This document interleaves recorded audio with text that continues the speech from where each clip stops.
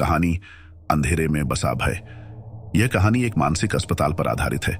किसी समय यह स्थान भीड़-भाड़ से भरा हुआ था। अब यह सिर्फ एक वीरान और खौफनाक मानसिक अस्पताल रह गया है। खिड़कियों से घना धुआं बाहर निकल रहा है, जैसे अंदर कुछ बुरी आत्माएं बस गई हों।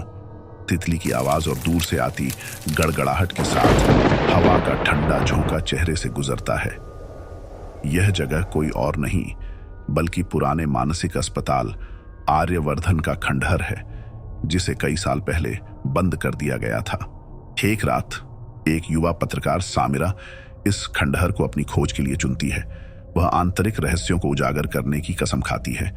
जैसे ही वह अस्पताल के अंदर कदम रखती है, दरवाजे के हिलने की आवाज आती है और एक ठंडी सिहरन उसके शरीर में दौड़ जाती है। अंदर हर जगह सन्नाटा है, लेकिन फिर भी कुछ तो घट रहा है, जैसा कि किसी ने उसे देख लिया हो। सामिरा धीरे धीरे अस्पताल की अंदर की ओर बढ़ती है और तभी उसे किसी के हल्के हल्के कदमों की आवाज सुनाई देती है। वह मुड़कर देखती है, लेकिन कोई नहीं दिखता। अचानक दीवारों पर पुराने कैलेंडर के पन्ने झूलने लगते हैं और हर कमरे से डरावनी चीखें आने लगती हैं। सामिरा का दिल जोर जोर से धड़कने लगता है, लेकिन उसकी जिज्ञासा उसे और आगे बढ़ने के लिए मजबूर करती है। फिर सामिरा एक कमरे में प्रवेश करती है, जहां पुरानी लकड़ी की कुर्सियां और टूटे हुए बिस्तर पड़े हैं। अचानक कमरा ठंडा हो जाता है और उसे एक खौफनाक फुसफुसाहट सुनाई देती है। वह मुड़कर देखती है, लेकिन कुछ नहीं दिखाई देता। तभी दीवार पर एक धुंधला सा चेहरा उभरता है, एक महिला का चेहरा जिसकी आंखें गहरी खून से लाल हैं। तुम नहीं बच सकोगी, यह आवाज उसके कानों में गूंजती है। इसके बाद सामिरा दीवार के पास एक पुराना दफ्तर देखती है। वह पास जाती है और एक पुराने जर्नल को खोलती है। जर्नल में लिखा है, यहाँ हर व्यक्ति की आत्मा फंसी हुई है। हम उनका इलाज नहीं कर पाए, वे हमें मारने की धमकी देते हैं। अब वे शिकार करने आए हैं। जैसे ही वह यह पढ़ती है, उसके सामने एक शीशे में उसका अपना चेहरा दिखाई देता है, लेकिन वह घबराई हुई और भयभीत नजर आ रही होती है। क्या मैं भी अब उनका हिस्सा बन चुकी हूं?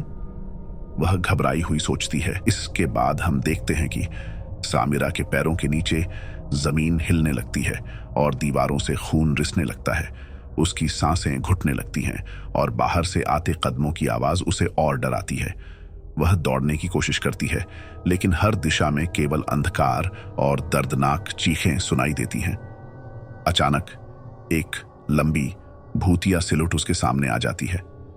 वह डर से थम जाती है और वह आत्मा धीमे धीमे उसकी ओर बढ़ने लगती है। तुम अब हमारे साथ हो, वह आवाज गूंजती है। पर सामिरा किसी भी तरह अस्पताल के बाहर पहुंचने की कोशिश करती है, लेकिन दरवाजा खुल नहीं पाता। उसकी आंखों के सामने उसी खंडहर के अंदर की सच्चाई साफ हो जाती है।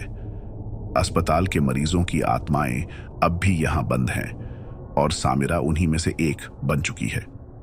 अस्पताल की दीवारें अचानक से उसे अपनी ओर खींचने लगती हैं। वह चिल्लाती है, लेकिन कोई सुनने वाला नहीं है। उसकी चीखें घने अंधेरे में गुम हो जाती हैं। इसके बाद अगले दिन एक और रिपोर्टर उस खंडहर का दौरा करने आता है, लेकिन जैसे ही वह दरवाजे के पास पहुंचता है, दरवाजा खुद ब खुद बंद हो जाता है। अचानक सामिरा की आवाज गूंजने लगती है, तुम भी अब यहां रहोगे। और फिर वह भी गुम हो जाता है, जैसे हर आने वाला यात्री। यह कहानी दिखाती है कि कभी कभी कुछ स्थानों में इतनी काली शक्तियां होती हैं कि वे उन लोगों को अपनी चपेट में ले लेती हैं जो उन्हें समझने की कोशिश करते हैं। आर्यवर्धन मानसिक अस्पताल अब केवल एक खौफनाक याद बन चुका है, जहां हर कोई जो अंदर जाता है वो कभी बाहर नहीं निकलता।